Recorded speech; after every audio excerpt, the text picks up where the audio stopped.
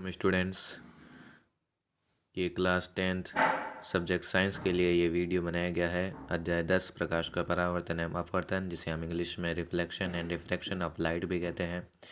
सबसे पहले हम इस अध्याय में पढ़ने वाले हैं प्रकाश या लाइट।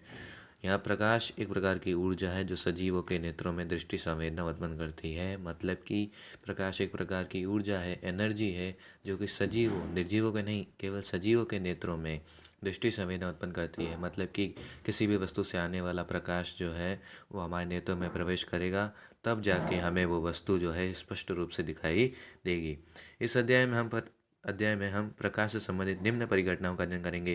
पहला है प्रकाश का परावर्तन, दूसरा प्रकाश का अपवर्तन और तीसरा प्रकाश का प्रकीर्णन, जो कि अध्याय 11 में है, लेकिन यहाँ पे हम उसको भी साथ में पढ़ने की कोशिश करेंगे। प्रकाश का परावर्तन पहली परिघटना, जब एक माध्यम से चल कर आने वाली प्रकाश किरण, मतलब कि जो एक रे है, मान लो वो कोई भी सनलाइट है, कोई भी टॉर्च से निकली किरण, कोई भी प्रकाश किरण जो किसी एक माध्यम से आ रही है और किसी परावर्तक पृष्ठ से टकरा कर, जैसे कि आपके यहाँ पे ये परावर्तक पृष्ठ है, जो कि हमने दर्पण ले लेते हैं, समतल दर्पण जो होता है वो भी एक परावर्तक पृष्ठ होता है। और भी कोई चमकीली वस्तुएं, धातुएं जो होती है, बर्तन जो होते हैं, उनके पृष्ठ चमकीले होने के कारण उसे भी परावर्तक पृष्ठ हम मान सकते हैं। जब एक माध्यम से चलकर आने वाली प्रकाश किरण किसी परावर्तक पृष्ठ, मतलब कि ये इससे टकरा कर पुनः उसी माध्यम में चली जाती है। जैसे कि यहाँ पे एक माध्यम एक है, वहाँ से टकरा कर आने वाली प्रकाश किरण जानी कहाँ चाहिए थी, माध्यम 2 में, लेकिन वो किसी दूसरे माध्यम में न जाकर पुनः उसी माध्यम में लौट जाती है। तो यह परिघटना जो है वो प्रकाश का परावर्तन कहलाती है। पहले आप देखोगे इस चित्र को, इसमें एक तो ये है आपतित किरण, मतलब कि जो किरण आ रही है ये परावर्तक पृष्ठ इस पर टकरा रही है, और ये अभिलंब है जो कि हम अपने सहायता के लिए, या फिर कहे कि साधारणतः हम इसको खींचते हैं, मानते हैं, अभिलंब असल में नहीं होता है लेकिन हम इसको मानते हैं, ठीक है।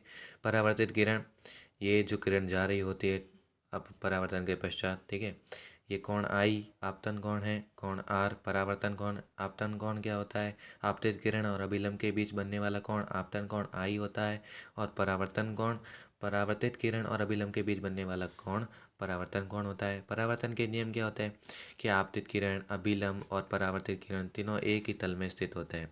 आपतित किरण, अभिलंब और परावर्तित किरण तीनों एक ही तल में स्थित होते हैं, और आपतन कोण आई व परावर्तन कोण आर सदैव बराबर होते हैं। तो आपको पूछ लिया जाए कि एग्जाम में 2 नंबर का क्वेश्चन कि प्रकाश का परावर्तन किसे कहते हैं, तो आपको सबसे पहले ये लाइन लिखनी है, 4 लाइनें जितने भी है, छोटा सा पैराग्राफ, फिर आसानी से एक चित्र बना के ये 2 कोण डिनोट करने हैं आपको। फिर परावर्तन के 2 नियम भी आपको पूछ सकते हैं कि आपतित किरण, पहला नियम जो होता है, आपतित किरण, अभिलंब और परावर्तित किरण तीनों एक ही तल में होते हैं। मतलब कि ये आपतित किरण, परावर्तित किरण, अभिलंब तीनों एक ही तल में है। और आपतन कोण आई व परावर्तन कोण आर, आपतन कोण आई है और परावर्तन कोण आर सदैव बराबर होता है। कोण आई का मान कोण आर के बराबर होता है। इस टॉपिक से संबंधित क्वेश्चन, संबंधित प्रश्न, रिलेटेड क्वेश्चन एक ही प्रश्न बनता है। यदि किसी परावर्तक पृष्ठ पर आपतन कोण आई का मान 30 डिग्री हो तो परावर्तन कोण आर का मान क्या होगा। मतलब हम जानते हैं कि परावर्तन के नियम के अनुसार जो कोण आई का मान है वो हमेशा कोण आर के मान के बराबर होता है। तो यहाँ पे कोण आई का मान 30 डिग्री है, तो कोण आर का मान अपने आप 30 डिग्री हो जाएगा। आशा है कि आपको ये वीडियो पसंद आया होगा, आपके लिए ये शुभ होगा, अच्छा होगा।